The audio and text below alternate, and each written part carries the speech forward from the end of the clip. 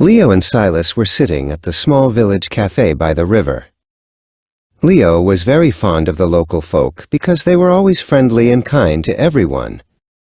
They shared a large plate of hot, salty French fries and talked about their plans for the weekend. The sun was shining, and the water was calm. Suddenly, Silas looked at his phone and frowned. "The weather forecast says a heavy storm is coming tonight," he said. The news didn't frighten him because he lived in the village for a long time, but he knew they had to be careful. Silas's dog, Barnaby, sat under the table, wagging his tail. They went to Silas's house to prepare for the rain. Silas was a former sailor, so he knew exactly how to protect a home from water. He showed Leo how to fold the heavy outdoor blankets neatly and move the garden tools into the dry shed. That night, the storm arrived with a loud roar. The river began to rise, and soon a small flood started to cover the garden path. Leo looked out the window with Barnaby. He wondered how much further the water would rise before the morning came. By the next morning, the yard looked like a lake.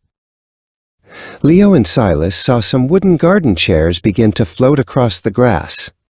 They put on their tall boots and hurried outside to catch the chairs before they drifted away into the deep river. "I haven't seen a storm this strong in a fortnight," Silas shouted over the sound of the wind. Even though the weather was bad, he liked to stay positive.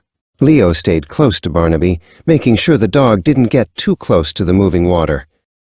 Barnaby was excited and suddenly jumped into a deep puddle.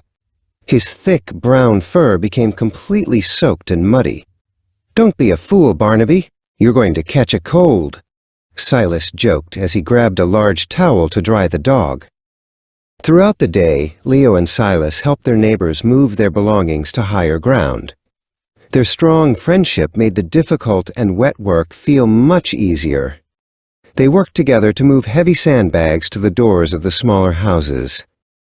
Finally, the wind died down, and the clouds began to move away. The rain came to a full stop, and a bright, beautiful rainbow appeared over the green hills. The village was safe, and the water slowly started to go back into the river. Leo and Silas sat on the porch, exhausted but very happy. They watched the river flow peacefully again. They knew that as long as they had each other and the help of the village folk, they could face any storm that came their way.